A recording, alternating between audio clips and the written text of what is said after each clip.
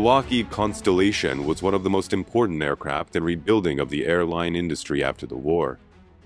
Often described as the Queen of the Skies, it was the most powerful and advanced airliner of its time. A combination of many technical innovations came together in a true success story.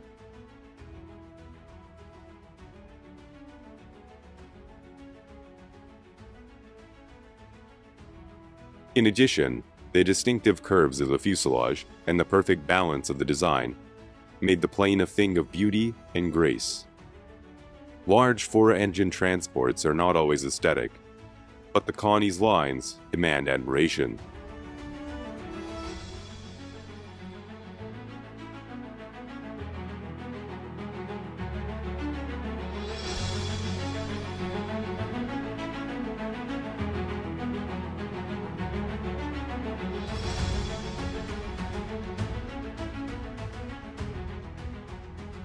The Constellation was the pinnacle of piston engine transport design and broke new ground in both civil and military variants.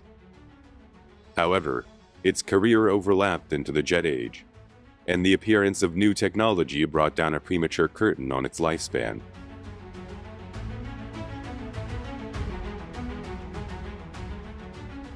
The Lockheed Company, with a heritage stretching back to 1913, had painstakingly built up a reputation for constructing excellent and trustworthy passenger aircraft.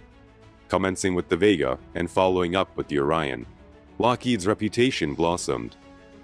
They became associates with the famous names of aviation between the world wars. Wiley Post and Amelia Earhart both flew Lockheed aircraft. The second list of records set in Lockheed's planes grew rapidly. The company products were not simply a successful reworking of the day's technology, they were innovative and influential. Lockheed had a succession of talented designers.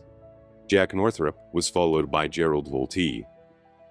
When both of these men had gone off to found their own companies, Lockheed retained the services of a team led by the greatest engineering double act in aircraft history, Paul Hibbard and Kelly Johnson.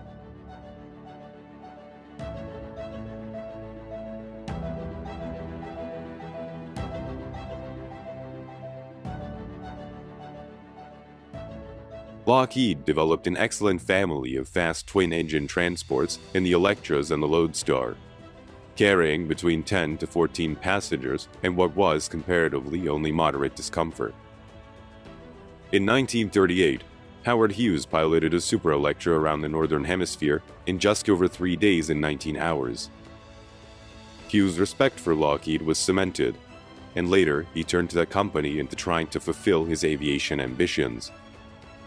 The flight, of over 14,700 miles, confirmed a view held by many, including Hughes, that civilian airliners would be the mass transit method for the future. And to do this, the individual plane would need to carry many more people over much longer range. Lockheed had already been working towards this with their Model 44 Excalibur.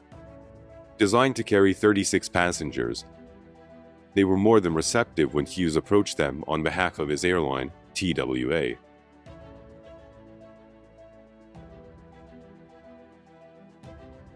His basic specification was an aircraft that would fly a payload of 6,000 pounds from New York to Los Angeles, non-stop, in 8 to 9 hours.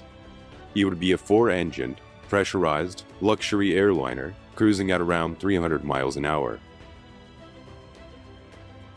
TWA had set the parameters for capacity and performance, but it was the Lockheed team which designed and built the plane. It drew on many successful elements of their earlier studies. The wing was expanded from that of the P-38 Lightning fighter. The triple tail, originally designed by the Douglas Company, had been tested in the Model 44 project. Kelly Johnson was intimately concerned with the new project. Here in the wind tunnel, cameras catch him changing the shockboard in one of the long series of model developments. Because the plane drew so much on the work done for the Model 44, it was initially referred to as the Excalibur. However, it acquired a new number, the Model 49, and soon was given a new name as well, the Constellation. Lockheed's main rivals had been leapfrogging each other in airline development, with Douglas reaping the majority of the awards in America along the way. However, they did not have a client with the determination and checkbook of Howard Hughes to support them, and their designs were transitional rather than attempting one giant step.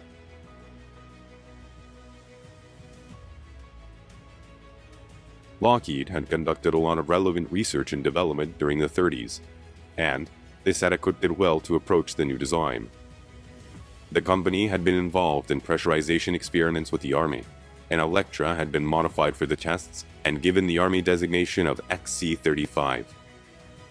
The plane first flew on the 7th of May, 1937.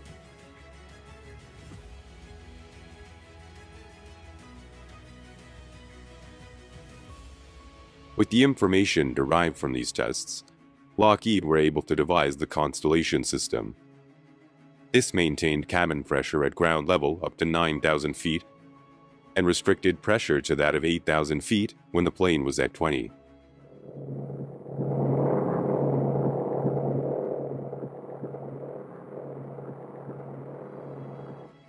The XC-35 was, in effect, a practical advantage that Lockheed held over their rivals. In a similar way, a lot of expensive development of the wing shape had already been born in the design of the Lightning. Even with these advantages, the cost per constellation quoted to Howard Hughes was, for the day, astronomical.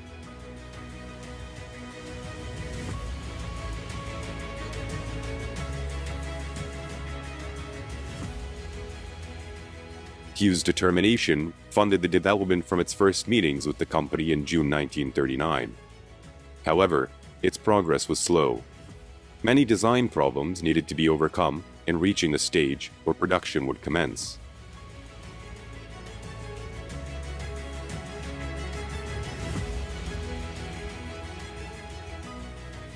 Perhaps because the company had not built such a big aircraft before, Lockheed's team were very flexible about their approach.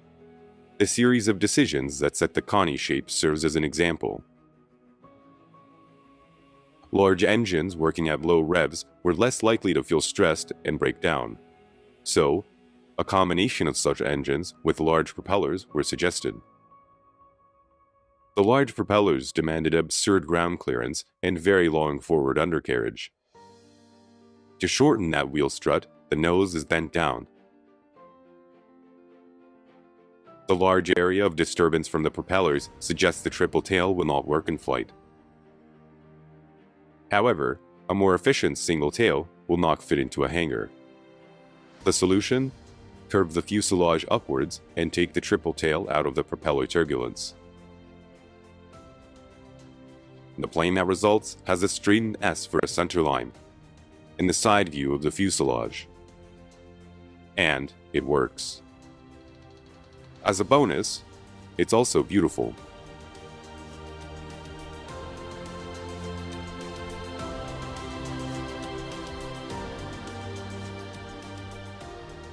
The first Constellation went not to Howard Hughes Airline, but to the United States Army Air Force.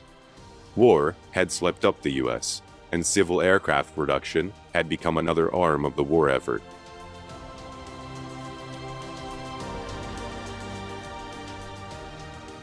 Wartime pressures delayed the Constellation further, but eventually, on January 9, 1943, Project 49 took to the air for the first time.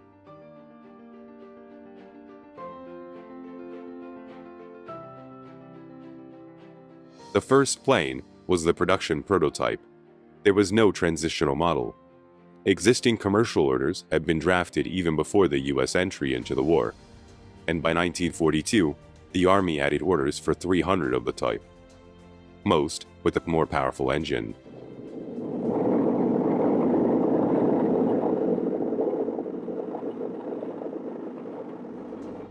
Now being military aircraft, the first Constellations were given a military number. They became C-69s.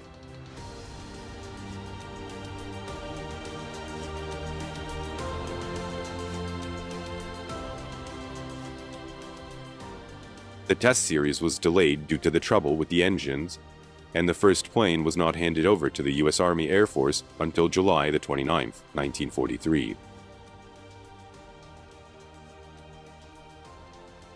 In the time the plane was grounded, Lockheed and TWA took the opportunity to repaint it and do some publicity shots.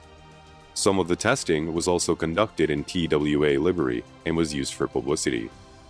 This was nothing compared to the publicity coup pulled off by Howard Hughes with the second machine.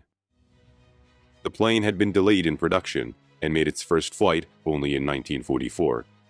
It was accepted by TWA on behalf of the military on April the 16th, painted in TWA's colors, though showing its military serial number. The following day, the plane took off with Hughes himself at the controls.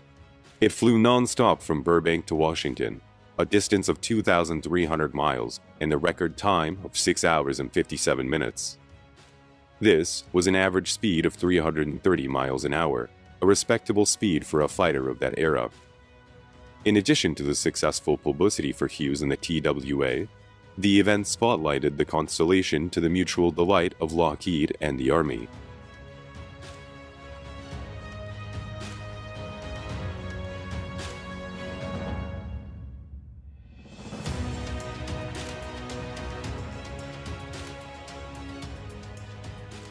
After the record flight, the plane was kept in Washington for a week of displays and inspections before being delivered to the Army. Over the next 18 months, the C-69s were to make a number of significant long-distance flights and set a series of records. These included excessive transatlantic records, reducing flight time to Paris to under 10 hours. It was evident that the Army had found in the Constellation a valuable personnel transport.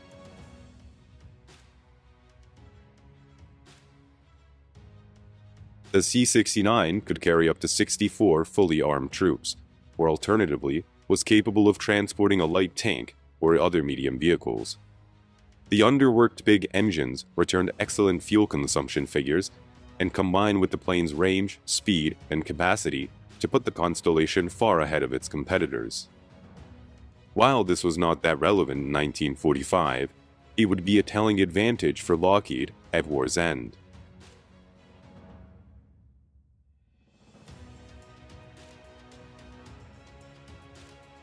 Even though there was a clear need for cargo planes, the Army never placed a high priority on Constellation construction.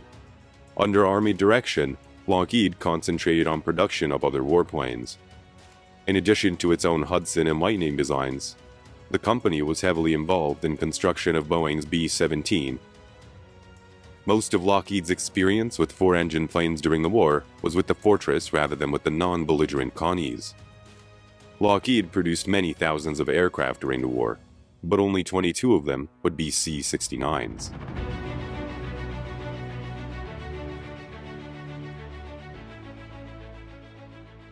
Army orders for hundreds of C-69s were never fulfilled.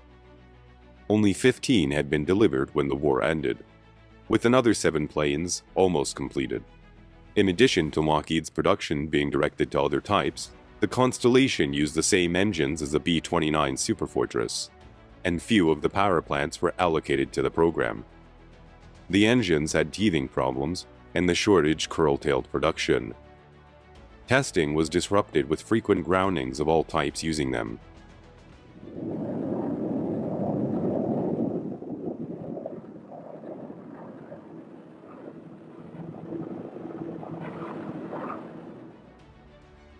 At war's end, 12 of the 15 planes delivered to the Army were declared redundant. All military orders were cancelled, and Lockheed paused to consider their options. The decision was made to go ahead with the Constellation as the company's primary product. In the anticipated post-war expansion of commercial travel, while their competitors tried to rebuild bombers into airlines or upgrade their pre-war designs, Lockheed were ideally positioned with a tested and proven aircraft that was very advanced in comparison to any other type available.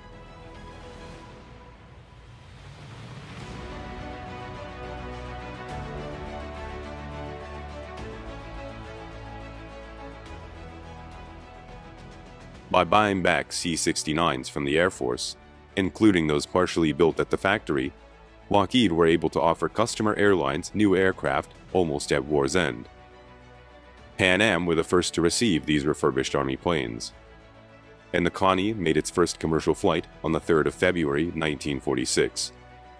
3 days later, TWA introduced its Constellation service, first on the transatlantic route, and then a month later commencing transcontinental flights in the US. Competing carriers were mostly relying on DC-4s, and the Connie had no problems outperforming the older Douglas plane. The efficiency of the Constellation was undeniable, and within 2 years, TWA's rivals on the transatlantic route had been forced to change to the Lockheed plane themselves. In effect, the Lockheed decision gave them an 18-month lead over their competitors at Boeing, Douglas, and Republic. This was clear to the airline operators as well. Within a week of the war's end, the company had orders from 8 airlines for over 100 Constellations. The contracts total over $75 million and allowed Lockheed to retain its skilled workforce as production of the Connies was stepped up. The original batch of ex-military planes was soon used up, and new examples started to roll from the factory. Though intended for civil use, they were still the basic C-69, as ordered for the Army.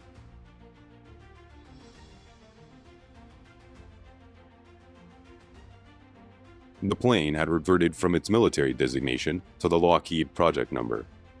Thus, the basic aircraft was referred to as the Model 49.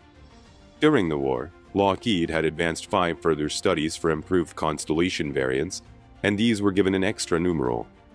The first being the Model 149, second 249, and so on.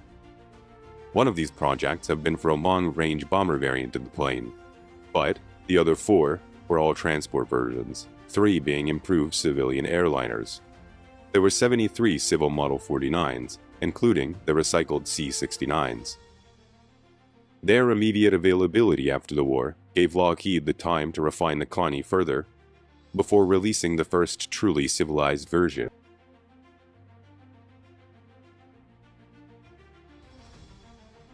For some carriers, the purchase of Constellations propelled them into the big league. KLM was one. As early as November 1946, they had transferred their transatlantic route to Lockheed Model 49s, and the Connies served the airline well from then to the mid-50s. By that time, KLM was a major world airline, with a massively expanded network of routes.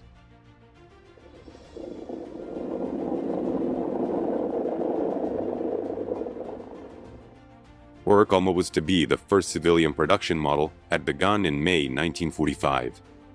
This was the Model 649, developed in conjunction with Eastern Airlines.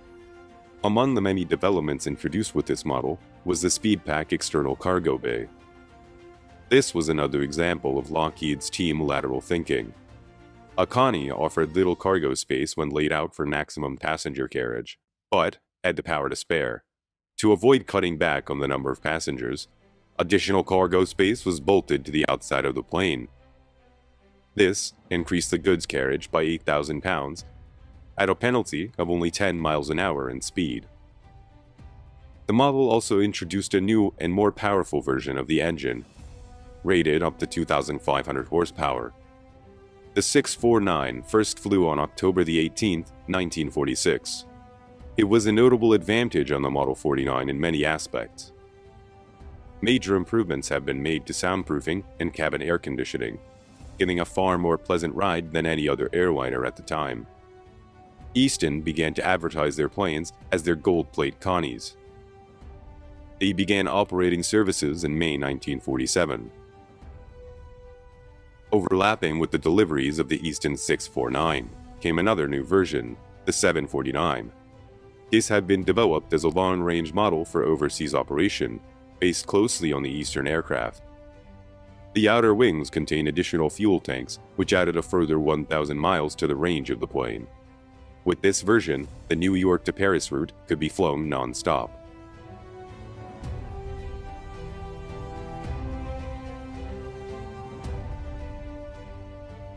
Further improvements to the 749 were recognized with the sub-designation 749A. Air India was the first to employ these, bringing them into service beside the earlier Connies then purchased. The improvements made to this version were directed to obtaining a higher gross takeoff weight, bringing an additional nearly 5,000 pounds to the payload. The weight of the Connie had grown markedly during her career to that time. The initial C-69 had a maximum weight of 72,000 pounds, but this had been expanded to 107,000 pounds with the 749A. At the same time, the range had been increased from 2,400 miles to well over 3,000. Many of the improvements made to these planes were later built into earlier models, blurring the distinctions between the earlier versions.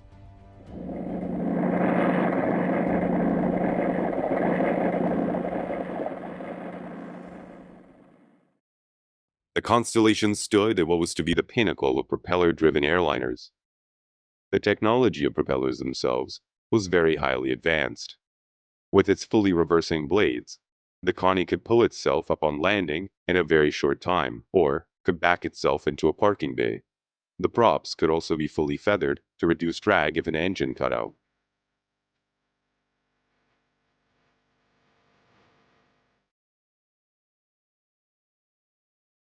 Extreme use of the reversing props on landing produced this sort of spectacle, with the Constellation not only coming to a halt in a very short strip, but promptly backing up.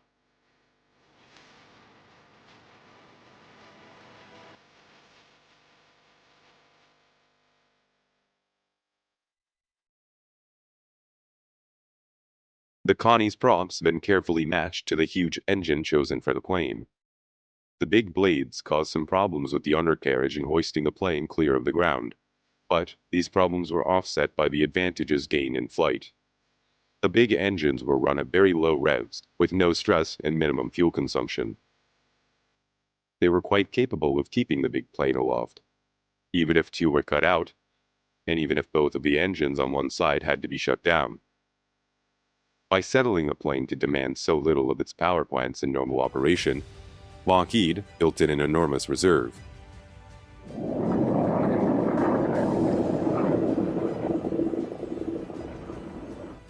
The 749, a specification had originally delivered from the renewed military interest. The original C-69s had been a problem aircraft for the Army, due in no small part to the experimental nature of design. The Army was well served by its large fleet of Douglas DC-4-derived C-54s, and abandoned the Lockheed plane. But when in 1948 the new U.S. Air Force turned its attention to the Connie, it was no longer a new design that pushed the state-of-the-art under wartime handicaps. This time, the Air Force bought a minor variant of the well-proven airliner as a C-121A. Two were immediately redesignated as VIP aircraft and allocated to General MacArthur, who transferred the name of his old C-54 Bataan, and General Eisenhower, whose plane was known as Columbine.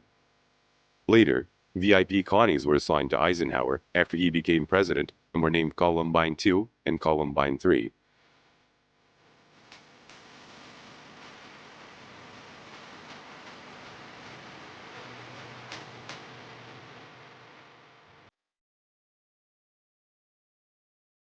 The non-VIP C-121As were used as cargo and personnel transports, and had strengthened floors and large rear fuselage cargo doors. Over the next few years, the original Air Force order of 10 aircraft were all reconfigured as VIP planes. The first was delivered in December 1948, and the last in March 1949. They soldiered on for nearly 20 years of service and were not retired until the late 1960s. The return of the Constellation to Air Force service was followed by interest from the Navy, and a new military role dawned for the plane.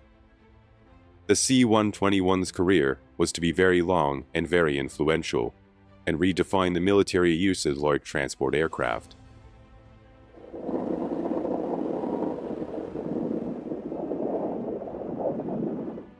By the time of the Columbine III, President Eisenhower's plane was a much different proposition from his first Constellation.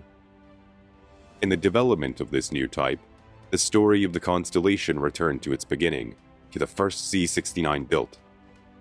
This had displayed its military number 310309, However, its company number had been 1961, and it was as old as 1961 that it was to gain its individual fame.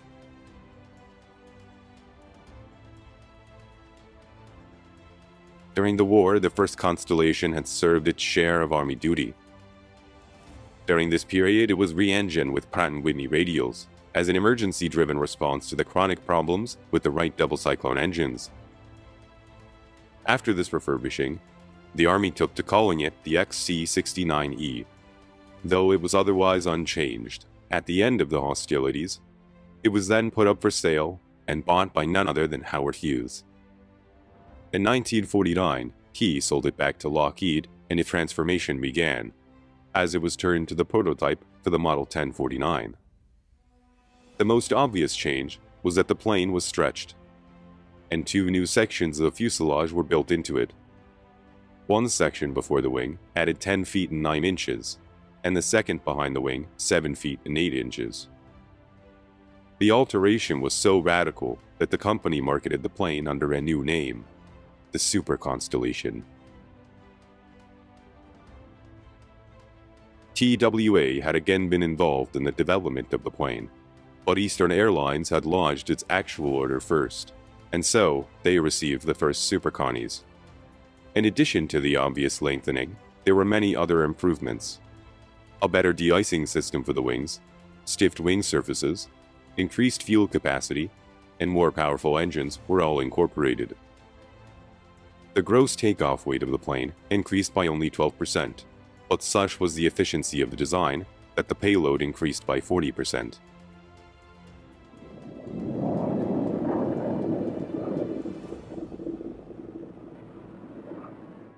Seating was available to cater for between 69 and 109 passengers, as the Lockheed devised a variety of layouts.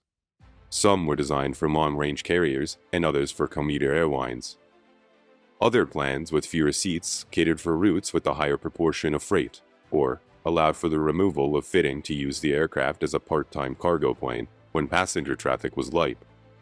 The company's intent was clear. The Constellation had given them a captive market they did not want to lose.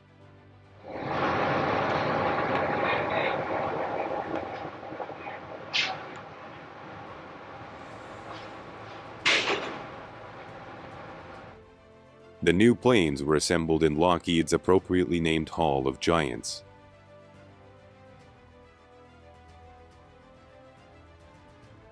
The first version had only a limited lifetime. It had been intended to give a new and revolutionary turbo-compounded engine, but teething problems with the new power plant that led to the use of standard, though uprated radials. The 2,700 horsepower delivered by these engines left a Constellation slower than its rival, the Douglas DC-6, and only 24 were built. Lockheed were forced to persist with the introduction of the more powerful but underdeveloped new engines. Though problems persisted, the strategy paid off and sales picked up.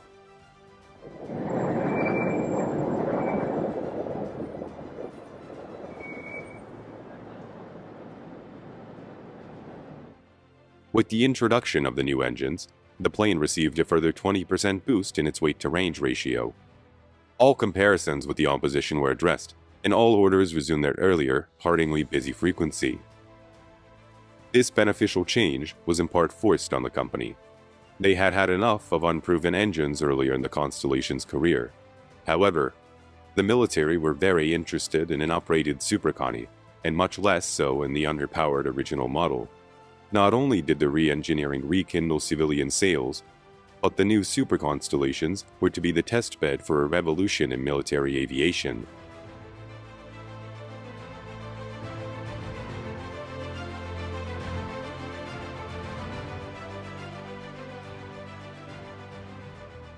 Today, the concept of aerial command posts, electronic surveillance centers, and radar stations is commonplace. They've proved their worth in time, and again, during their short career. Most of the experimentation that proved their effectiveness was conducted in constellations, as was most of their early service. Again, old 1961 was involved in making aviation history. As with domes above and below, the original plane was used to trial the installations. The first Connies constructed as airborne radar pickets were built for the Navy. They replaced the earlier rudimentary installations aboard converted World War II bombers. Aboard the planes, a crew of 22 were involved with aircrew, radar operations, and engineers. With their long range coupled to the search range of the extensive load of equipment, these Navy WV-1s heard the worth of the concept and installed it as an accepted part of naval practice. Soon, the idea spread to the Air Force.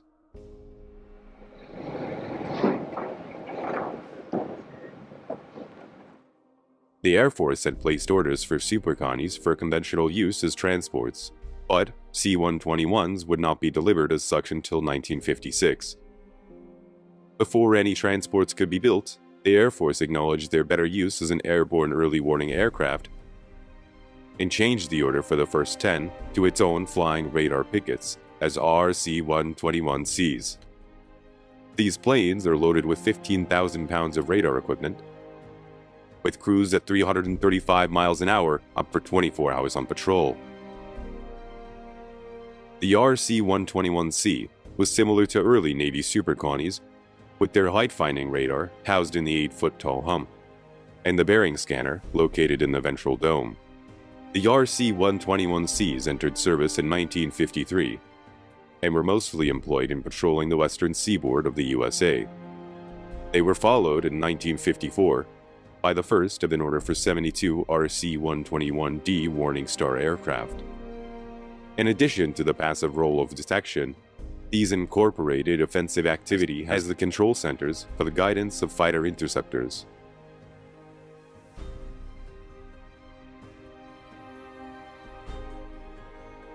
From the basis of the Morning Star, a number of options presented themselves. Once, the idea of putting equipment into aircraft was suggested. There was a rush of ideas about which equipment might be suited for the treatment. Advanced electronics and surveillance types multiplied.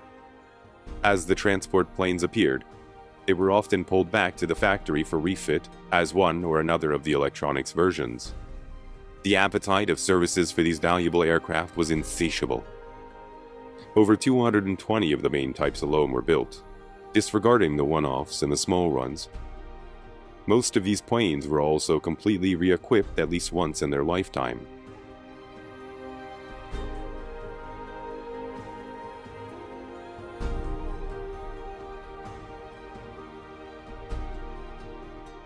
Between the Air Force and the Navy, over 25 different designations were used to identify versions of the radar-equipped Connies and their control center brethren. In addition to proving the concept and paving the way to their success, these constellations also performed very real service in an era when there was no other practical solution. At the height of the Cold War, when hostility and distrust often combined in equal degree to foreign policy, a calmer picture of reality was maintained by these electronic eyes in the sky.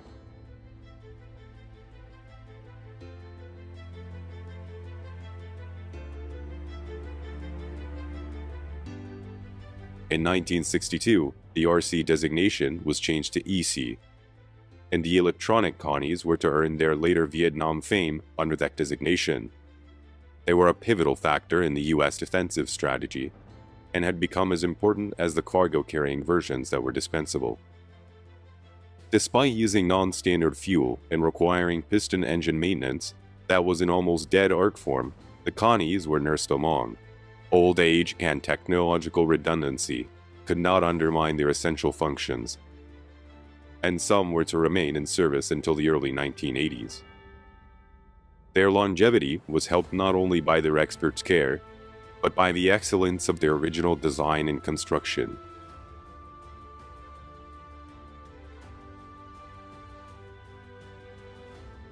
The jet age was, however, drawing in on the Constellation's career.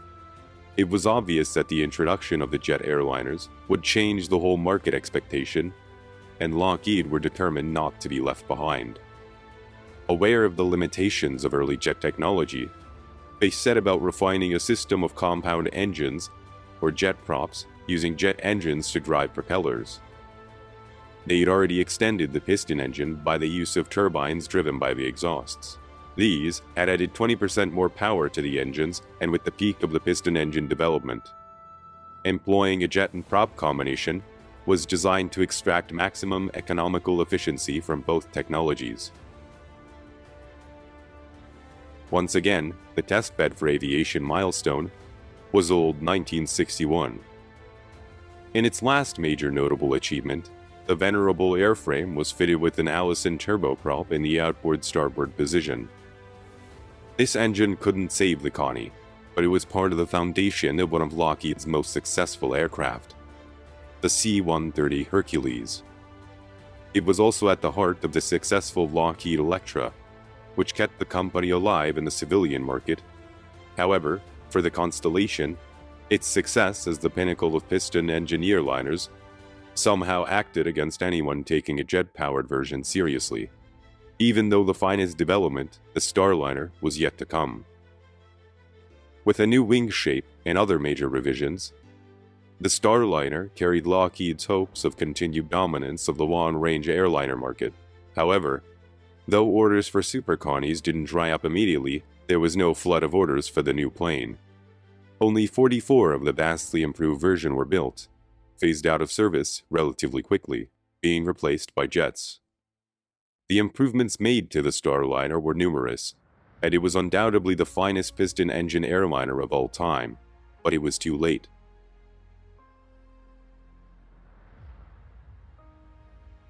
Lockheed's enterprise imagination and innovation continued to work around the Constellation, and several refinements, including the now familiar revolving antenna, were developed and tested with Connies.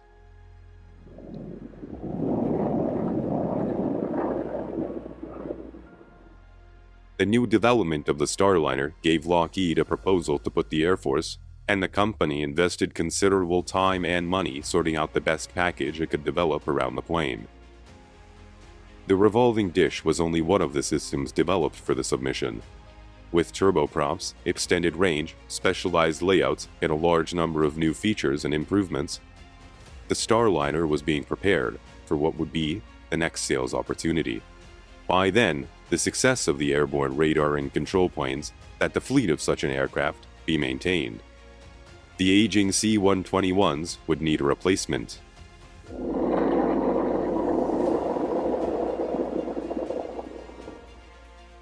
By the time the competition was announced, Lockheed knew that no matter how excellent their proposal was, they didn't really stand a chance. Hot on the heels of the formal call for tenders came the specifications, and these confirmed Lockheed's fears. Time had stolen a march on the military Starliner as well as the civilian version. The Air Force was not just in the market for a replacement, but for their constellations to be more precise. They were in the market for a jet-powered plane. The Boeing company had the world's best such aircraft on its catalog. Developed for the Air Force as a jet tanker, the KC-135, the result of a foregone conclusion.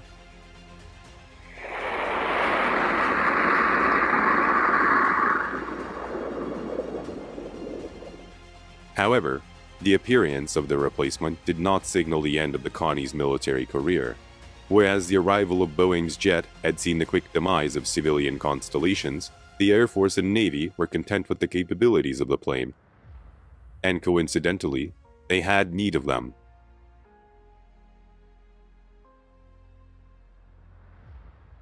The US Air Force C-121s, to be based in the Asian theater, arrived in Thailand in April 1965.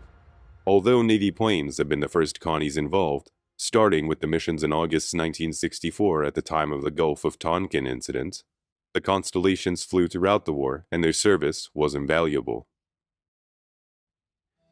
They performed in a number of functions, some of which were developed and tested as a response to the armed combat raging below and in the air around them. The big plane's commodious fuselages saw many refits. The variety of constellations deployed to Vietnam illustrates the way the big planes had taken on so many roles for the services. Their main work was as an airborne early warning aircraft, but they were also used for a number of other missions. A few cargo versions were used primarily for aeromedical evacuation and as passenger planes. However, beyond that, the specialist electronic planes filled a number of roles. One of these was the relay of data from sensors scattered along the North Vietnamese supply routes as a part of Operation Igloo White.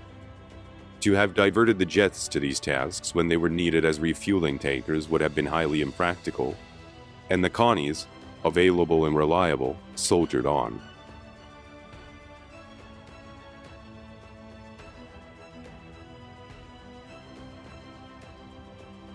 The Constellation's original deployment to Vietnam was essentially defensive. They were to be used to provide a radar picket to guard against North Vietnamese bombers attacking targets in the south. However, this proved to be a short-lived need, and the duties that kept them in the theater were over a broad spectrum. One of the most unusual roles the Connie was called on to perform fell to this plane, and in C-121J of the Navy's Development Squadron, PX-8. The designation was given to a group of planes that were variously modified to secret specifications. There was no conformity within the designation. It was effectively a grab bag for various one-off Connie versions. This plane, for example, had its own special fit and its own special mission.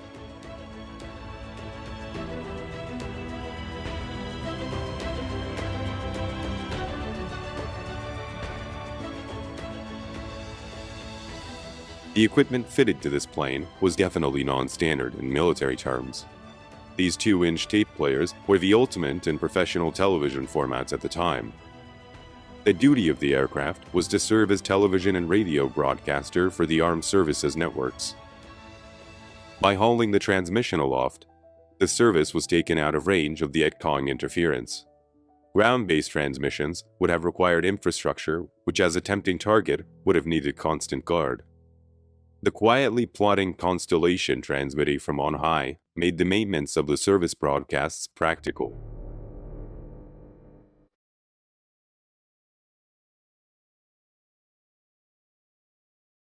Of course, most of the Constellation activity in Vietnam was far more actively involved in the conflict, with most of the important work being performed in monitoring the North Vietnamese.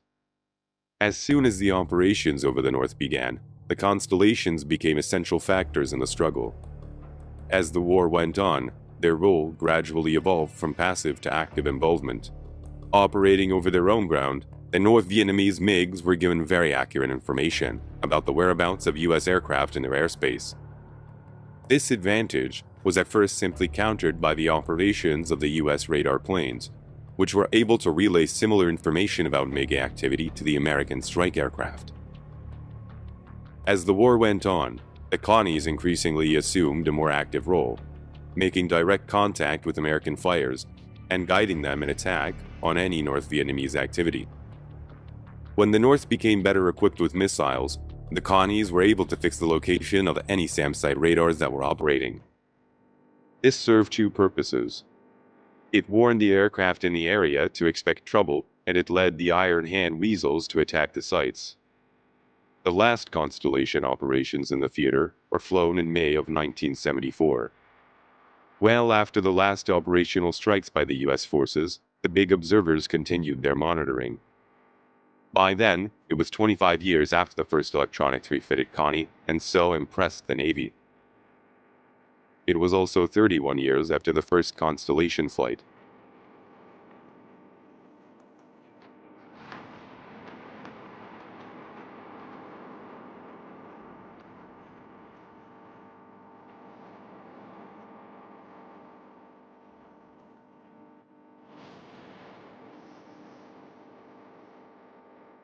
When the Constellation was at its peak, the axe fell.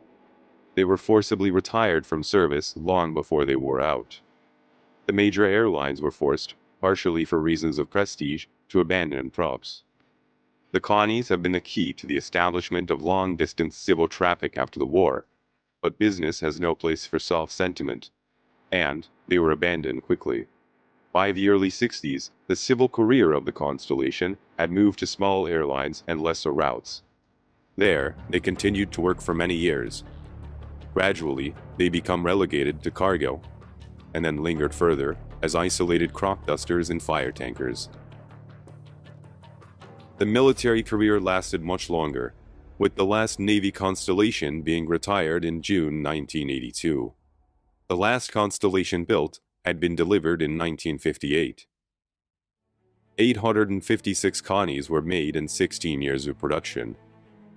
Their career stretches from World War II to the Space Shuttle. They were, throughout their career, used as testbeds for a multitude of developments. The results of this service are still seen in use in both military and civil aviation today. One of the most beautiful aircraft ever produced, time reduced their worth to weight in metal. Very few escaped the scrap merchants, and now they're treasured museum pieces.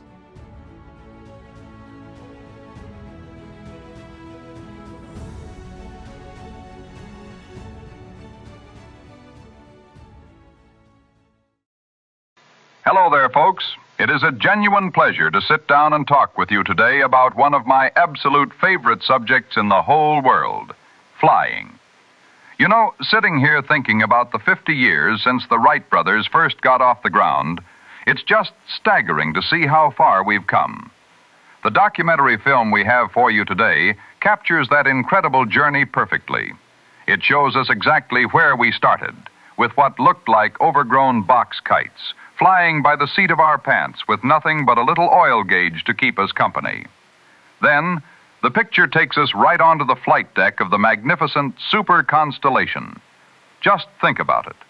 114 feet of aluminum, steel, and copper, powered by 4 engines that each pack more muscle than a locomotive.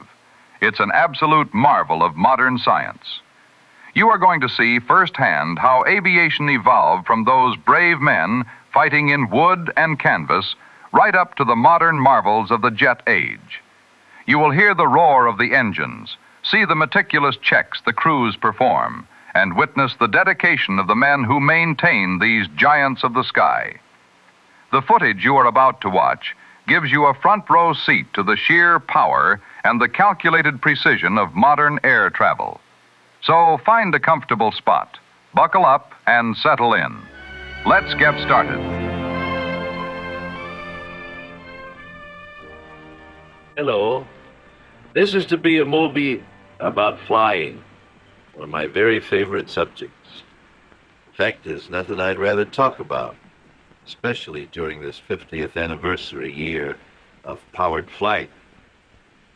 Of course, I like to talk about radio and television, too. They've been mighty good to this country, boy. This is the way I make my living. But what makes that living worthwhile is to get out there in the wild blue yonder in a good airplane with the whole universe waiting for me.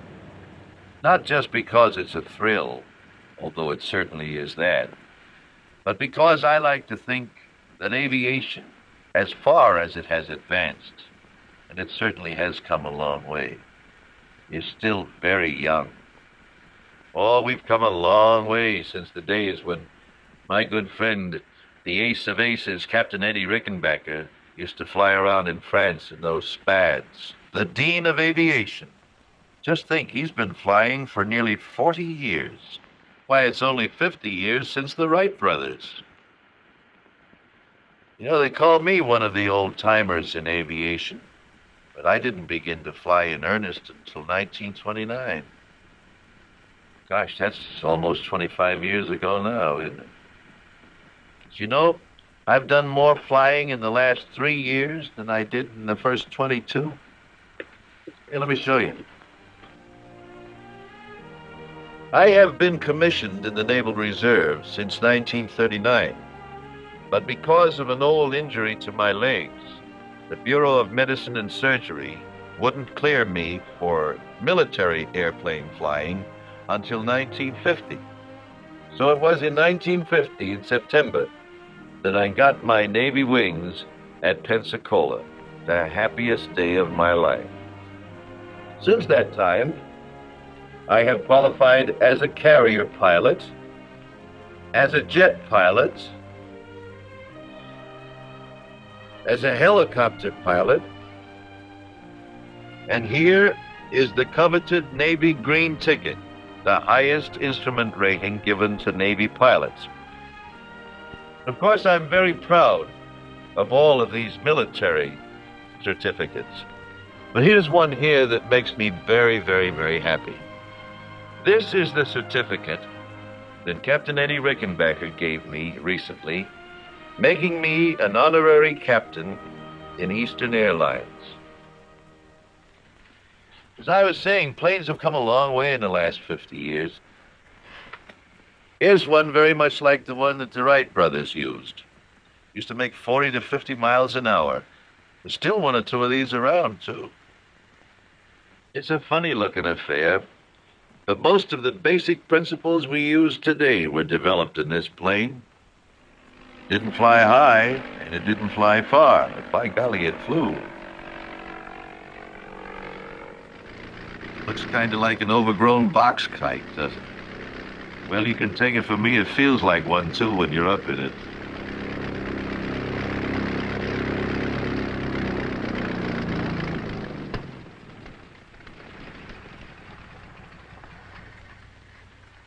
You've heard the expression, flying by the seat of your pants? Well, this is where it came from.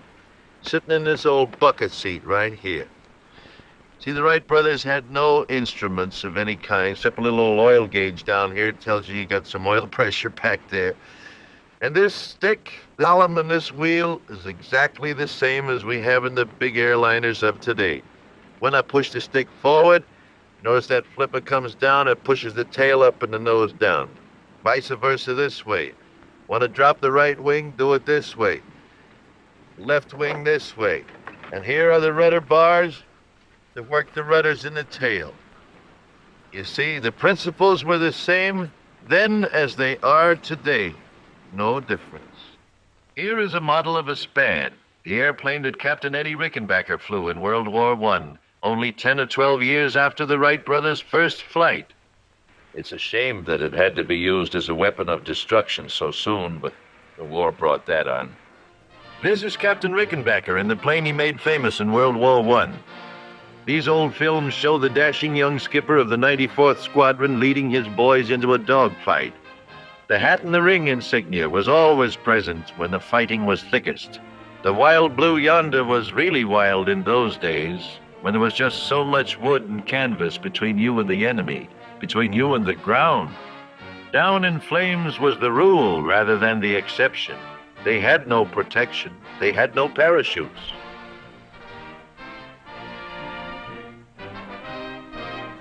Yes, they paid a high price, but it was through Captain Rickenbacker's exploits in World War I that the terrific fighting power in the airplanes was made known to man.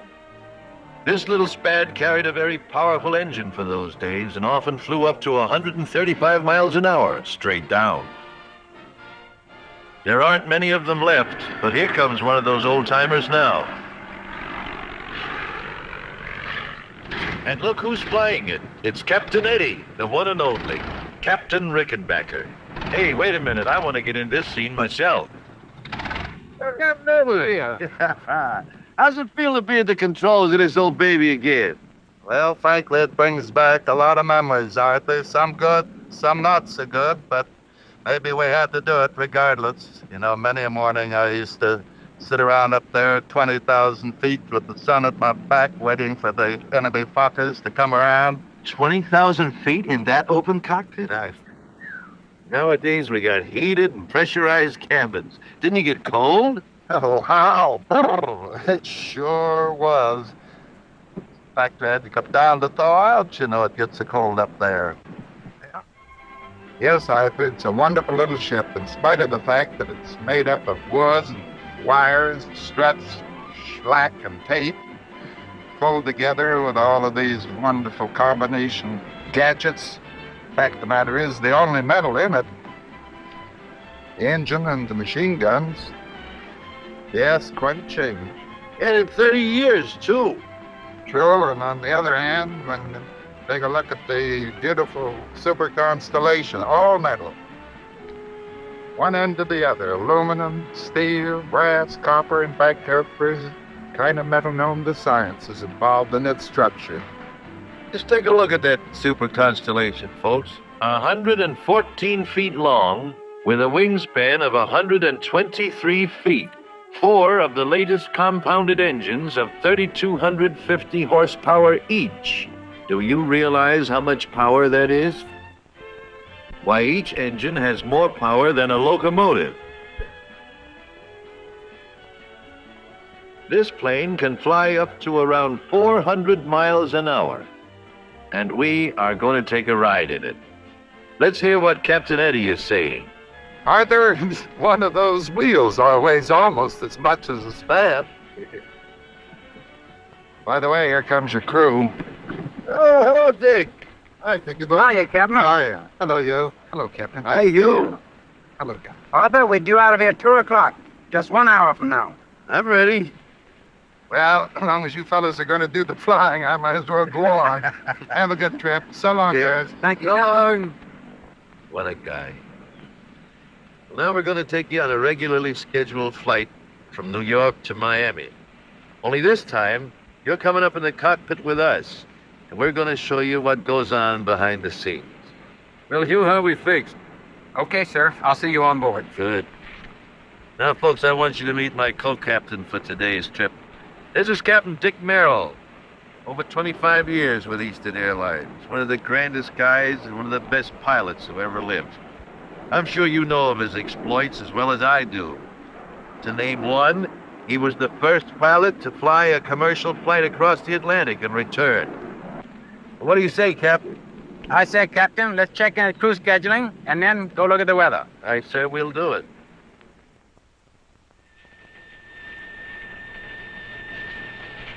Oh, boy, look at that beautiful high. Yeah, but look at this front back here. See, how fast is that front moving? About 25 miles per hour to the east, Captain. Steer it the latest map.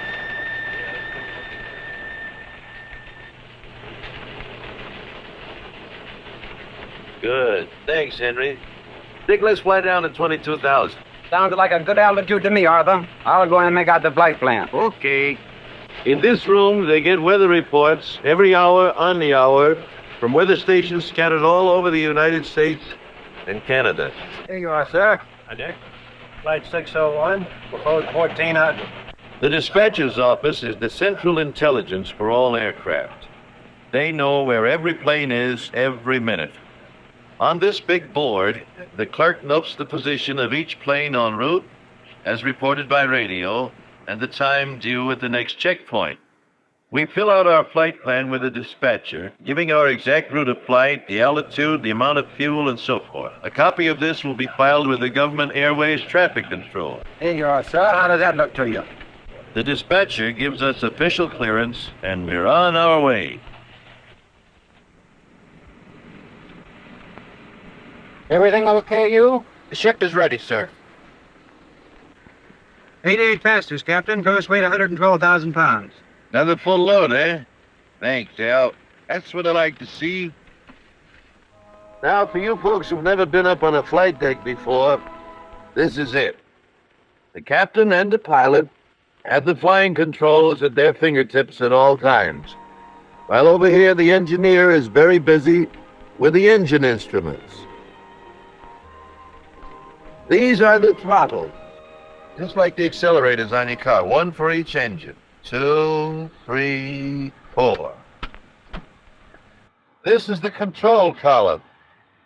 And with it, you fly the airplane to the right, to the left, down, up, and here are your rudder pedals down below.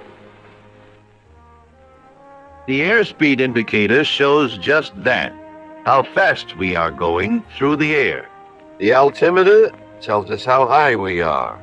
This vertical speed indicator tells us our rate of climb or descent. The automatic direction finder? Well, that's just what its name would imply. It points to where we want to go when we tune in a radio station with it. This is the flux gate compass. And this one is the old reliable magnetic compass, just like Columbus had when he came over here. This is the omni-range bearing indicator. This is the localizer and glide path indicator, about which we'll talk a little bit more later. This is the artificial horizon. It shows the attitude of our plane with reference to the real horizon. Of course, you know that we have radio contact at all times, ship to ground, 2 or 3 transmitters and receivers. Now, this plane has already been very thoroughly checked by the maintenance department, and during the last hour, it was checked by our own flight engineer. But that's not enough. The pilot and the captain have 1, 2, 3 lists of checks to make before we start down the runway to take off.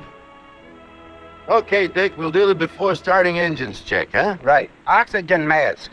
Immediately available. Brake selector. And so on through 39 separate items. Yeah. Now, you passengers wonder why we sit and wait sometimes at the end of the runway. It is because the captain and the co-pilot and the crew are making these additional last-minute checks. Oh. Well, I guess we're ready to wind them up, Dick. Now switch over to intercom and talk to that gentleman outside there by the nose and get ready to start the engines.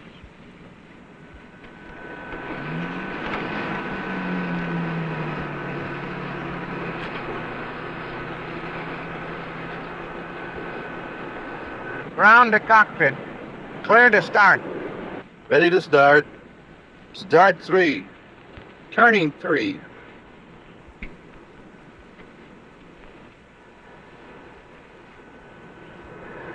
Contact 3.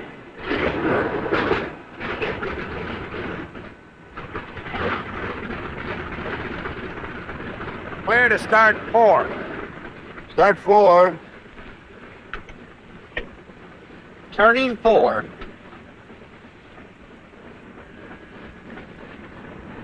As soon as the second engine starts, the ground crew checks with the cockpit. Hydraulic pressure up. Now the safety pins can be removed from the 3 landing wheels. Otherwise, they could not be retracted when the plane is in the air. Clear to start 2. The same routine is followed for each engine. Clear to start 1.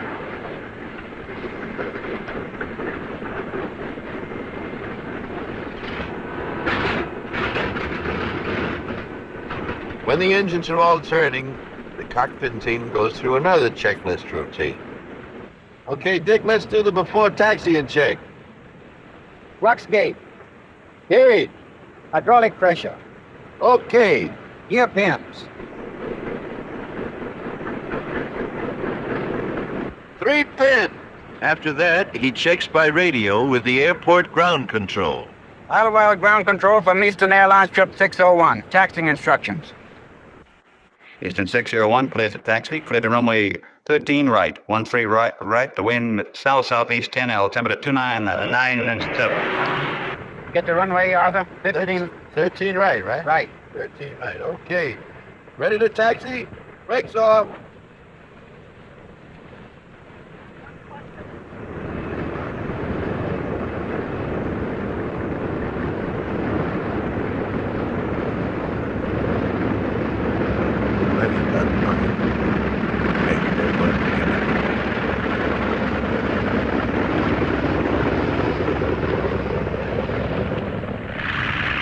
Ground control having given us permission, we taxi over to the warm-up block.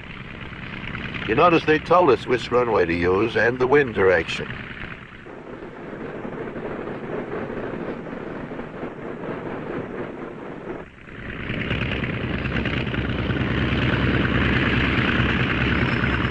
At the warm-up block, we go through the next, or before takeoff check.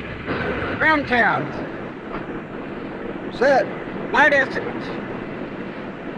Okay. Peters. Mixtures. 11 items are checked this time. The last check before the plane leaves the ground. Ready to check bag. Number 1.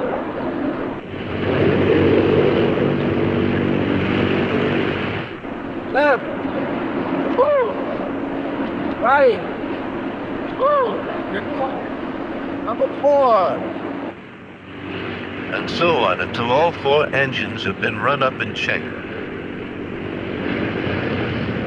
We are now ready for takeoff clearance. Idle weather ground control from Eastern 601. Ready for clearance.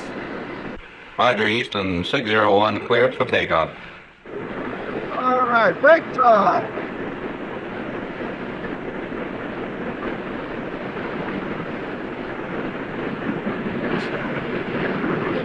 Clear for takeoff.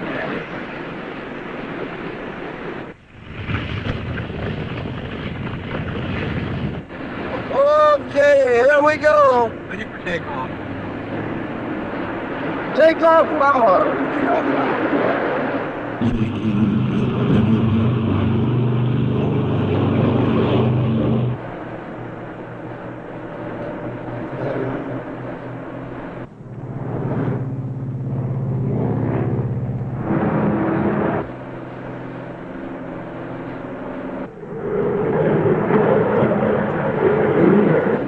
Gear up.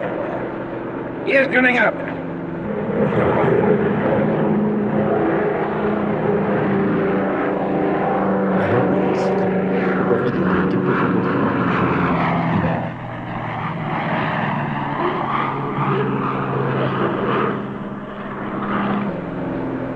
There you are. See how easily she wanted to get off?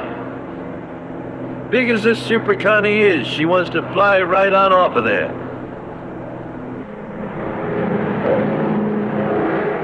Veto power. Veto power.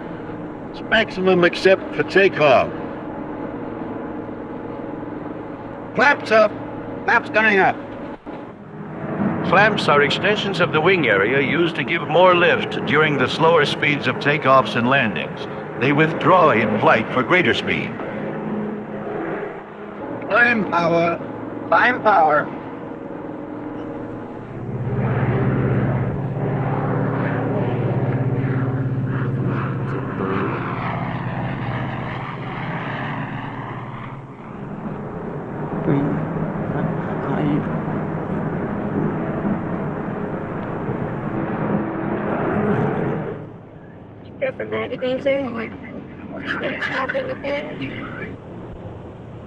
Okay, we finish our climb check. Now it's time for a Chesterfield. Dick. I don't smoke, Arthur. Hugh. Okay, thanks. You get down on the deck, you buy them by the carton, see? Indubitably. What? Yes, sir. I thought you wouldn't wrap your tongue around that one twice. Building up his par.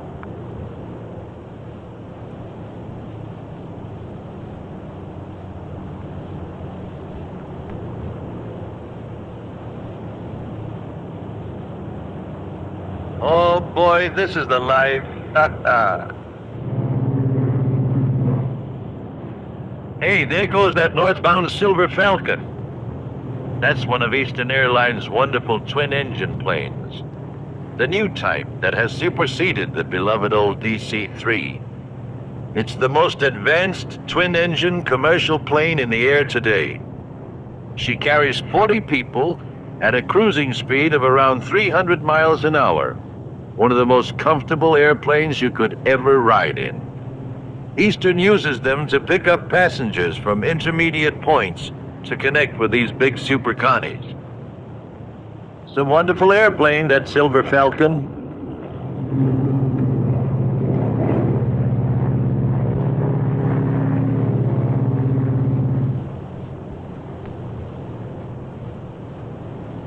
Smells like the girls are getting ready to serve dinner back there. When the water's hot for tea, if anyone cares for anything. Thank you, Al.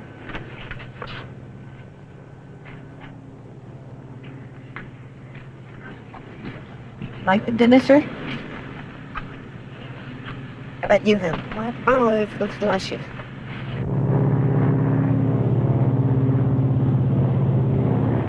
Okay, let's level off here. Cruise power. Cruise power. Now, people often ask me, I can figure out how you do this in good weather and over land, but how do you navigate when you're up over the clouds and over the ocean? Well, honestly, it's so simple, I hate to tell you. Well, for direction, we have the compass, the automatic direction finder, and the Omni range receiver. Let me show you how that works. Take over for a minute, will you? Look, let me show you how it works. I'll fix this up here and draw you a little map. Let's go on down here. We draw the coastline down through Atlantic City, on down here to Wilmington, Myrtle Beach, on down the coast very crudely. We're flying along out here somewhere. We've got an Omni radio station here in Atlantic City. We've got another one here at Norfolk, and we've got another one down here at Myrtle Beach. So we tune in this station here. And on our little dial window I showed you a minute ago, it says that we bear from that station, say 300 degrees. Well, we draw a line of 300 degrees magnetic true bearing right through that station, which extends out here somewhere. We are somewhere along that line, but where? Okay, so we tune in this next station down here. And that one says in the little window that we have got a bearing of, say, 260 degrees. So we draw a line through that station at 260 degrees true. And where those two lines cross, that is where we are, right there. Little snooze, a few hours have gone by, and we are now approaching Miami. Now we'll show you what takes place in our approach and our landing. Time for us to start a gradual descent. But first, we have to get clearance to approach. Richard? Miami Tower from Eastern 601, 10 miles north. Eastern 601, 10 miles north at 11. Make left turn in, runway 17, wind south 10, altimeter 29 and 98.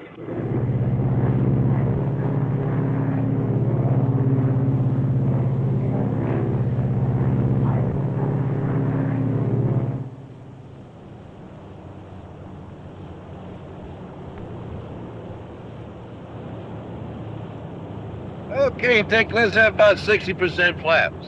Flaps coming 60.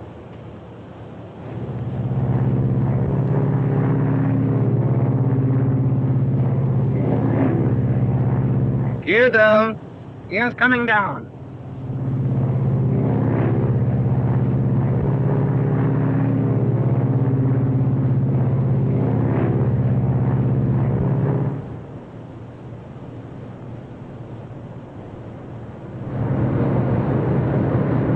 Eastern 601, clear to land. 80% flaps. Flaps coming 80.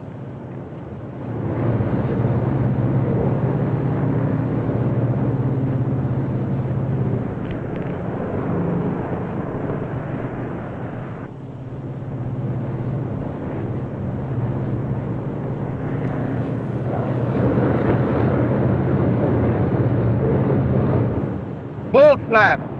Full flaps.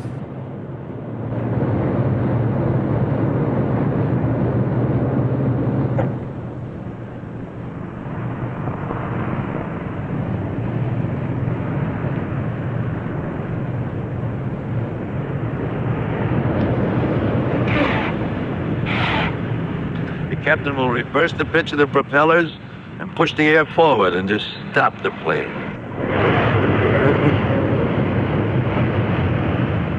There. You see, that acts as a powerful brake. So next time when you're riding in an airliner and you hear the engines roar soon after you're on the ground, remember that's what he's doing, reversing the props to stop the airplane.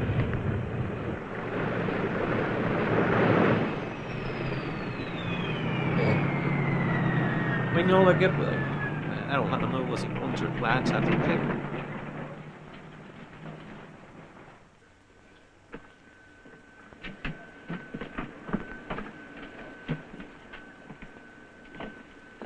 Well, here we are, right on schedule. I hope you folks enjoyed this as much as we did. Of course, this was purely and strictly a routine flight with beautiful weather.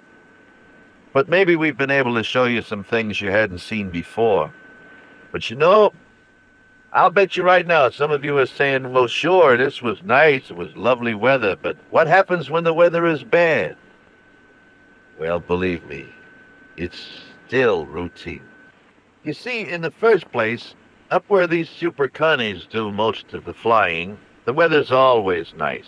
It's way up on top of all the bad weather. Usually it's only on approaches to our airports that weather becomes any problem, and then not much.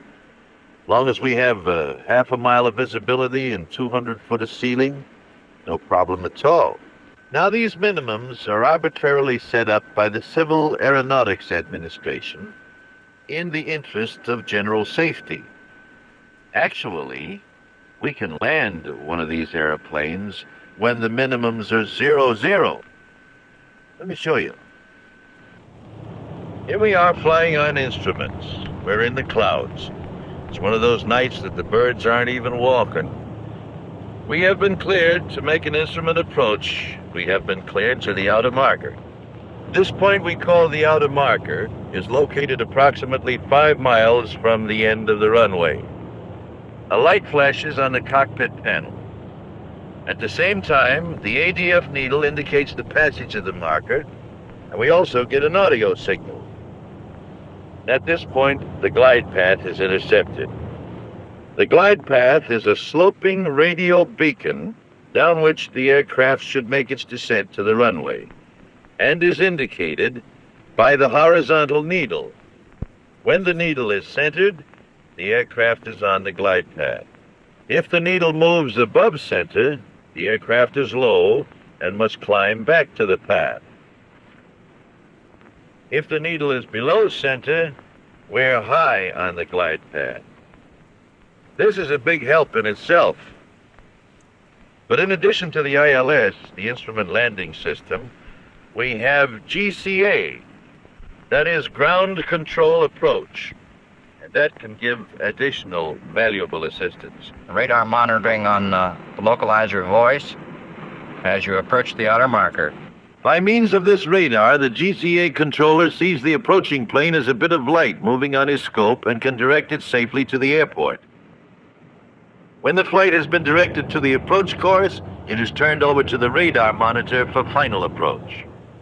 Radar to eastern, you're approaching the ILS course. Turn to a heading of 247, and I'm turning you over to the radar monitor for final approach. This is radar monitor. Etched right on the scope is both glide path and localizer, and any deviation can be detected and measured in feet. You are 4 miles from the end of the runway. 200 feet to the right, of course, but correcting nicely. Your glide path is good.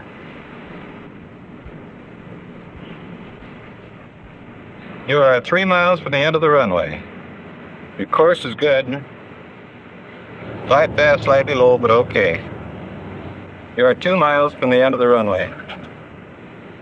Your course is good. You're now approaching the middle marker. You're over the middle marker.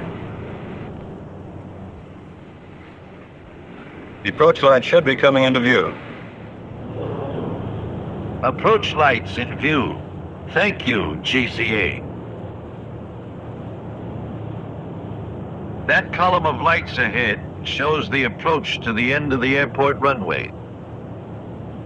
Each bar of light is 100 feet apart, and that ball of light traveling away from us at such a high rate of speed is leading us right to the approach end of the runway itself.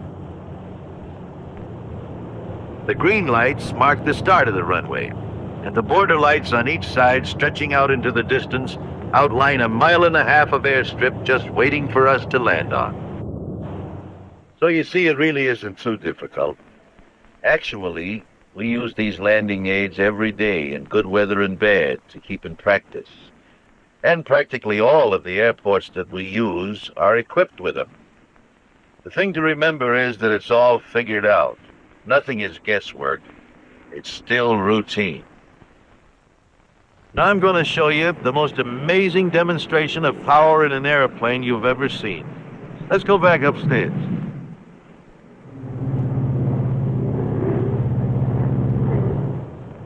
Now watch this. Feather 1. Feather 1.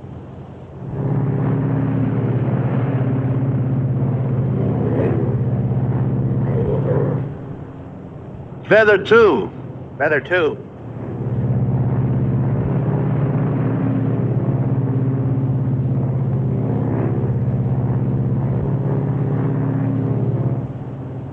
Look at that, on 2 engines. Faring along just like a kitten. You haven't seen anything yet. Feather 3. Feather 3.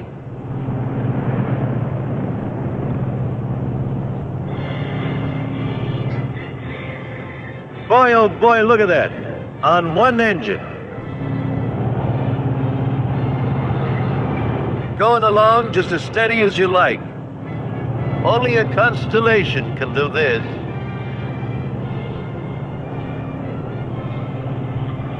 Why do we have all that tremendous reserve of power? 'Cause, my friend, power means safety. That's why this super Constellation is the most dependable airliner in the world today. Okay, Hugh, bring in 1. Unfeathering 1.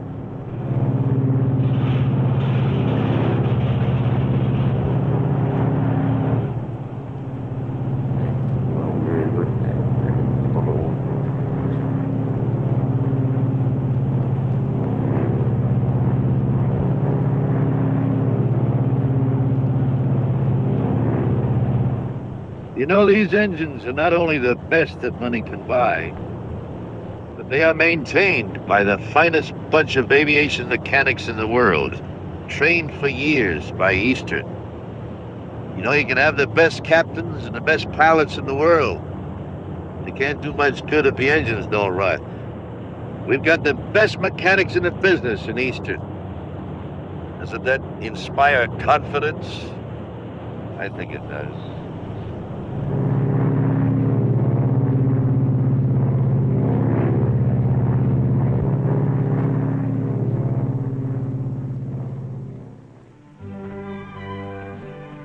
Well, we all have our dreams, I guess. I never did aspire to own an airline, but I always wanted an airplane of my own, even when I was a kid. I've got 2 of them now, a DC-3 and an Aviation, and there are thousands of privately owned airplanes all over America today. This is the little airport or landing strip that I use when I fly home to Virginia. That's my Aviation coming in there. A single-engine plane. We can go most anywhere in it. It has all the technical facilities and instruments that the big planes have. Besides the Aviation, I have a DC-3. That's my Air Force.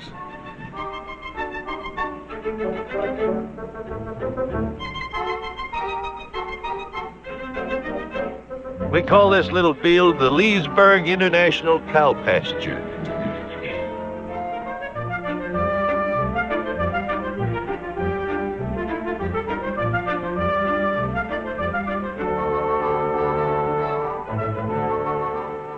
Cows out there give 100-octane milk. Of course, these are reciprocating engines here.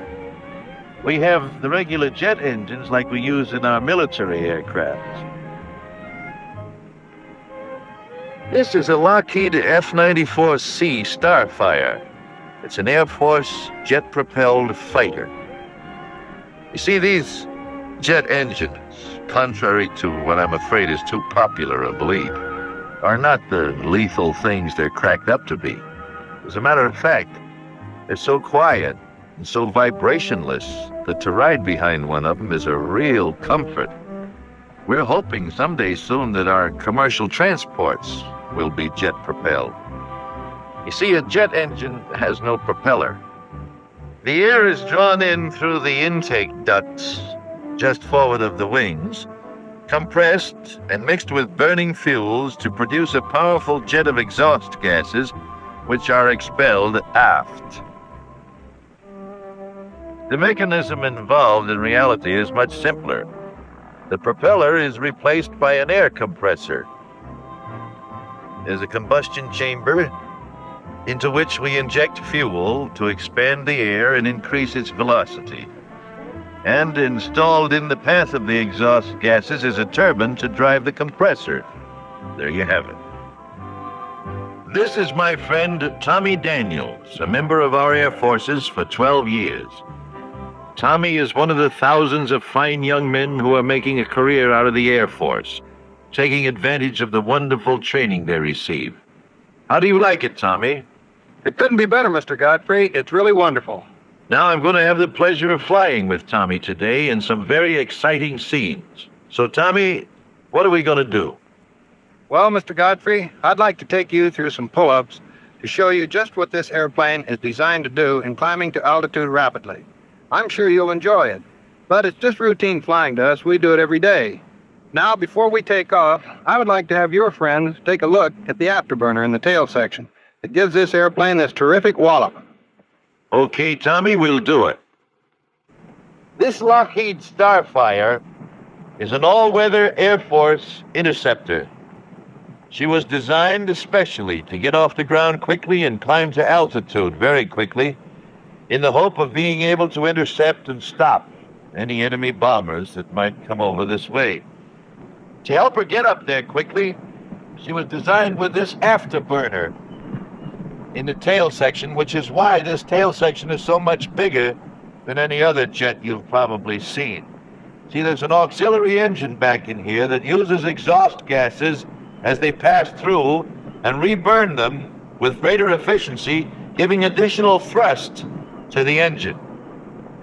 That really is something to watch. It get off quickly and climb to altitude, boy oh boy. I want to show you what I mean, so we're going to fly by first on the regular jet, and so you can see and hear how it performs. And then we're going to fly by with the afterburner on. And you'll hear, well, you'll see for yourself. You just watch. Okay, Tommy, let her go.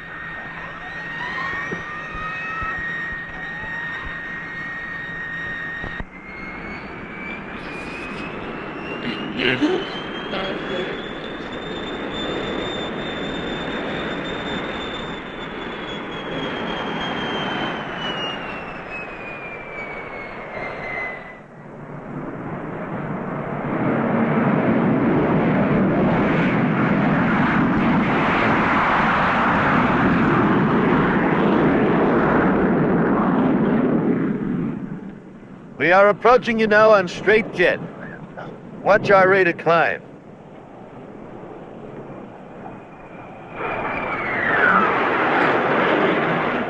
Now we are approaching with the afterburner in operation. Watch the increase in this climb.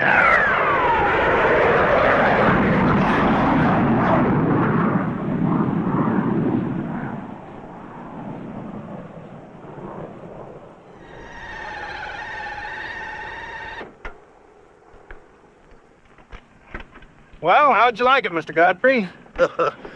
Boy, my pants are where my necktie ought to be. But it was wonderful. Gee, what a dive. Woo! That's just a sample of what this airplane can do, Mr. Godfrey. Thank you, Tommy. And this airplane can do much more, as we're going to see. Yes, and here comes the man now who's going to do it. And here is the chief test pilot for Lockheed, my good friend Tony Levick. Hello, Arthur. It's good to see you. Well, if you think those pull-ups were something, Arthur, just watch and I'll show you how easy it is to penetrate the sound barrier with this airplane. I wasn't with Tony on this flight, but we have a camera specially rigged on the tail to give you a close-up view of what happens when you break the sound barrier. Let me tell you what to watch for. First, notice the deep color of the sky, how much darker it is at 45,000 feet where Tony will start his dive. You are not only far above the clouds, but also above the haze and dust of the lower atmosphere. You are looking at the pure ultraviolet rays of outer space. There's the peel off. Now listen as the sound builds up. Usually, there are two thunderclaps. One when the plane runs away from its sound, and the second when the sound catches up again. Between the two, you are flying faster than the speed of sound, and it is absolutely silent. Now the sound is building up.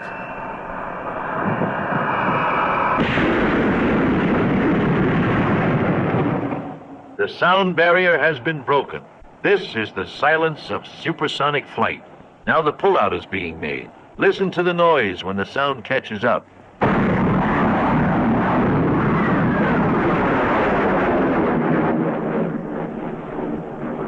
You folks have just seen some very spectacular flying.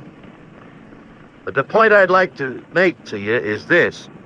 that as spectacular as it looks, it's not foolhardy, not without purpose. This airplane was built to take that kind of a strain.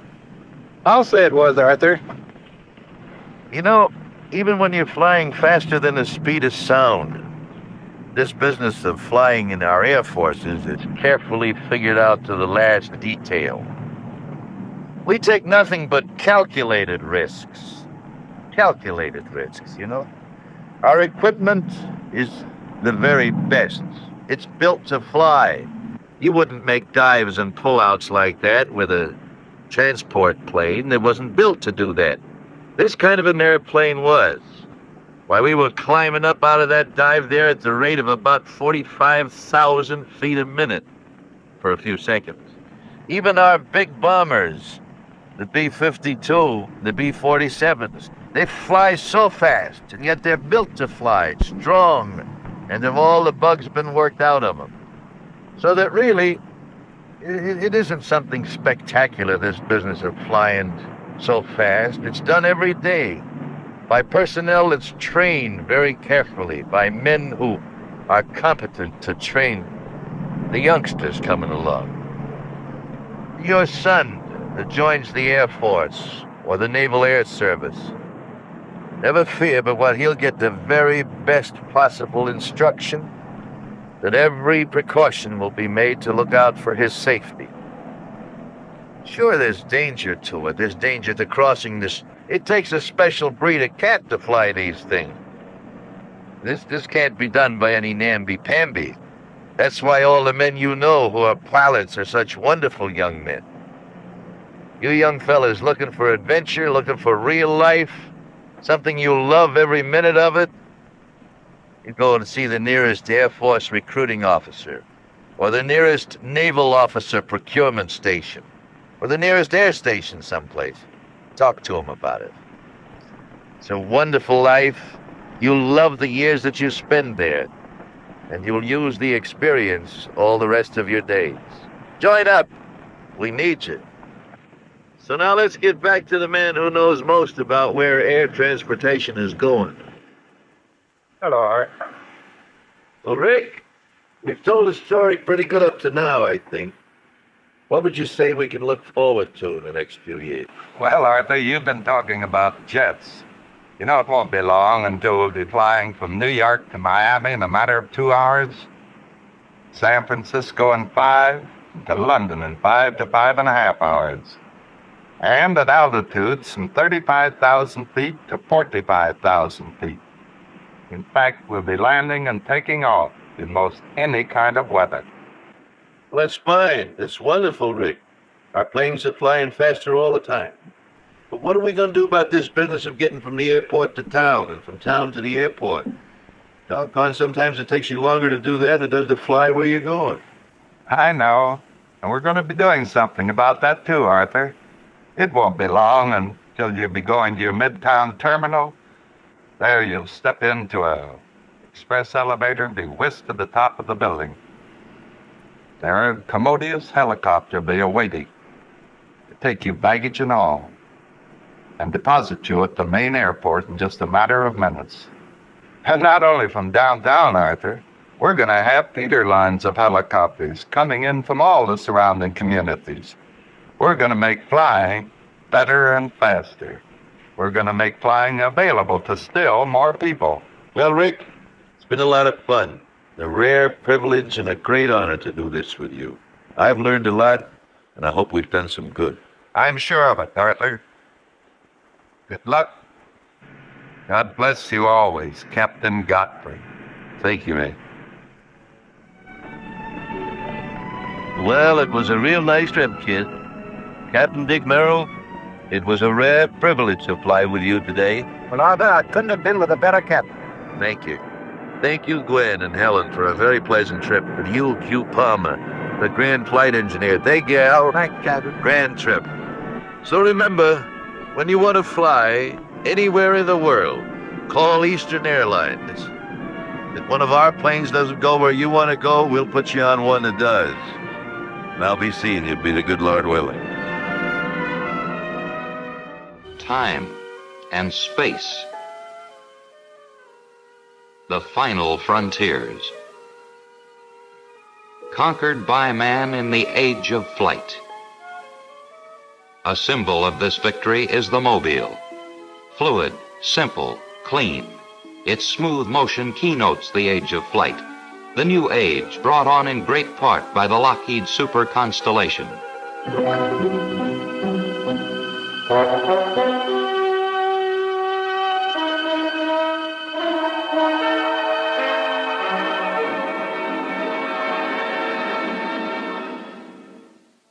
As the air age advanced, there was a growing need for an airplane that would set the standard for world air travel.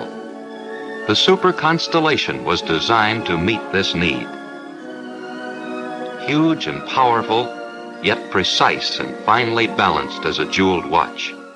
To make a 66-ton machine ride the air as delicately and surely as any bird is no easy job. Here is the dream made real. But between dream and reality, there is a story of men and tools, the best of men and the best of tools. The best of men, designers, engineers, specialists in many fields, pooling their talents to produce a design that would change the travel habits of the world. Researchers, testing known methods and materials, looking for new ones. The mathematician of the new air age, working with miraculous high-speed computers. Planners, policymakers, men of courage and vision. The men of the airlines who stood on the threshold of the new air age and saw what was coming, who prescribed what an airplane must do to serve the age. The airplane builders who arranged financing and hired talent and made the design, and in the end said, "Here is your airplane, the best there is."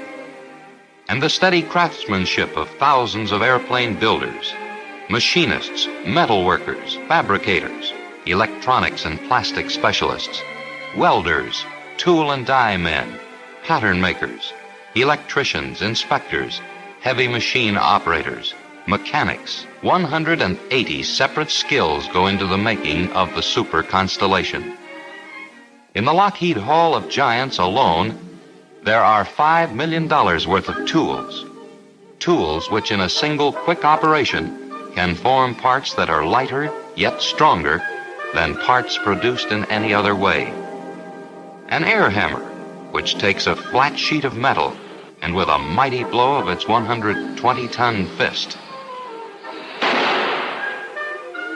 smashes the sheet into a complex shape. A massive hydraulic press, largest of its kind in the world, high as a 2-story building, weighing over 2.5 million pounds, costing over $1 million, able to exert a force of 8,000 tons on large sheets of metal. The sheet is laid in place. The monster's jaws move together. Metal flows under the incredible pressure. The jaws open, and where a few seconds ago there was only a flat sheet, there is now an intricately shaped part. A stretch press, the giant Hercules that takes into its iron grasp a wide sheet of aluminum, and at the bidding of a skilled operator, pulls the sheet across the face of a die, giving it permanent form. A great new skin mill, pioneer in the latest technique of airplane manufacture. First of its kind in the world, this machine takes a huge billet of aluminum weighing 2 tons and lays it on a traveling bed. A touch on the electronic controls sends high-speed cutters on their way. The cutters work through the solid metal as smoothly as a hot knife through butter. Soon the finished part is ready. A Super Constellation wing section that once was made up of 1,500 separate pieces stitched together with 5,000 rivets, now a single piece. A profiler, a sophisticated machine used for making high-precision dies. With uncanny skill, it traces a master pattern, carving its exact likeness from a metal block. Tools, large tools and small tools, each with its special function, doing the thing it does best, and each contributing to the building of the airplane.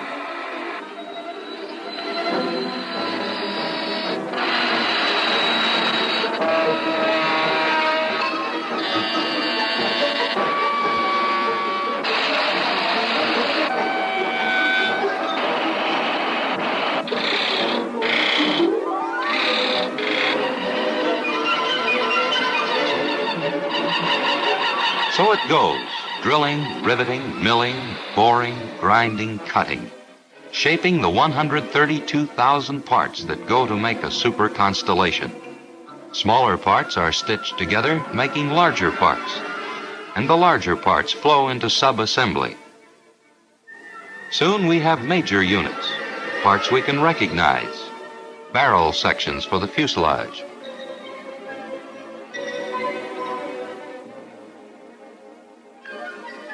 a nose section. Know-how and skill have coordinated production of these parts to a tight schedule.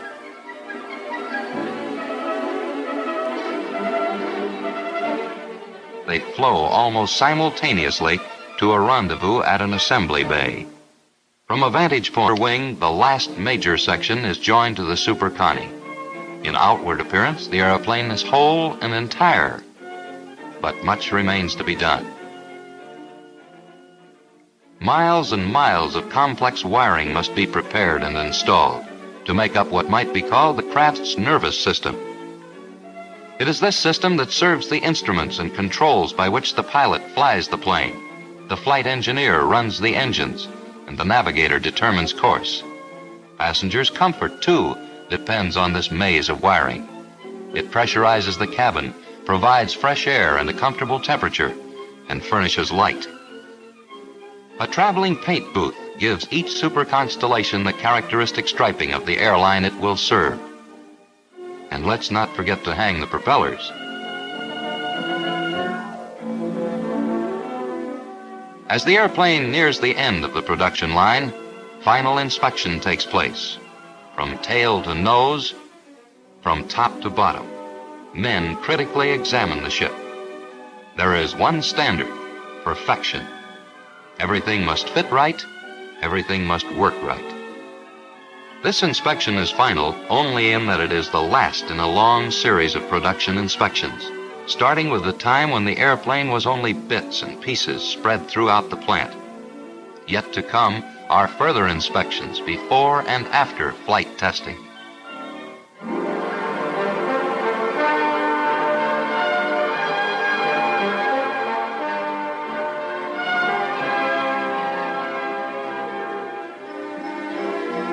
And at last, we have a thing of power, a thing of beauty. Another super constellation ready to take to the world's skyways. Its beauty is more than skin deep. Lockheed retains leading designers to provide space arrangement and decor to suit the tastes of discriminating passengers, to add the touches of smart comfort which make the super constellation the distinctive airplane. Thus, beauty and comfort join with speed and power and strength as super constellation qualities. Qualities made certain long before the first super constellation was built, when prototypes of every part that was to go into the airplane were tortured to destruction to find their ultimate strength, making sure that the craft would be more than strong enough to stand any stress imposed upon it. This philosophy continues down to the present. Hydraulic components go through stiff tests in the Lockheed Functional Test Lab. Here, each and every working part that will go into the super constellation is put through its paces. Instruments go through a rigid check at a console which duplicates exactly the environment in which they will have to operate when they are installed in the airplane. All electrical components must likewise measure up. Again, the standard is perfection. There is no room for doubt or error. Because the super constellation flies everywhere, Units are tested in ovens hotter than the tropics and in ice chambers colder than the Arctic.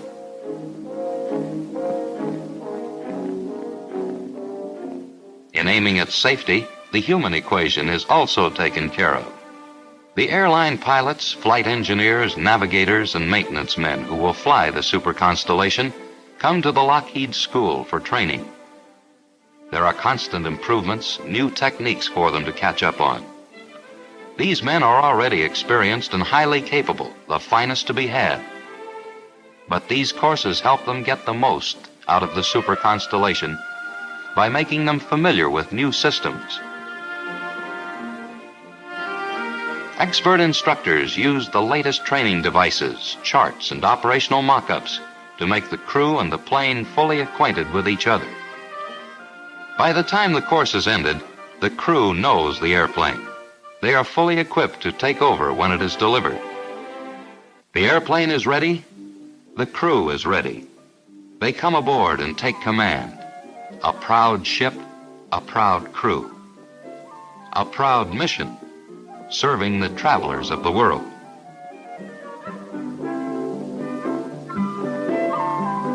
In ever-increasing numbers, these travelers come, attracted by the beauty and comfort, the speed and reliability of the Super Constellation, the world airplane.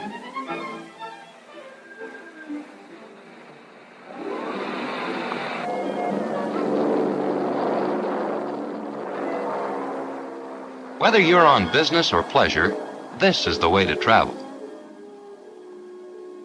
Relax and enjoy yourself. The airline is dedicated to your service, to make things pleasant for you.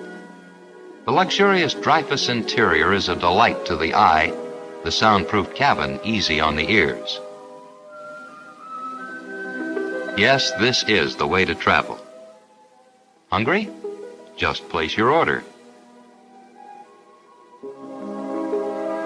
When you're high over the earth, its beauty spreads before you in a way you've never before seen.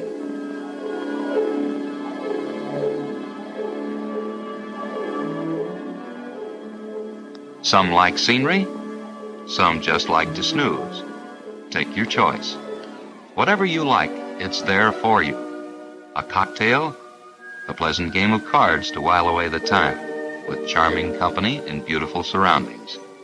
Yes, this is the way to do it. This is the choice of travelers the world over. 250 million passenger miles flown each month. 40,000 Atlantic crossings to date. These figures are a testimonial to the Lockheed Super Constellation.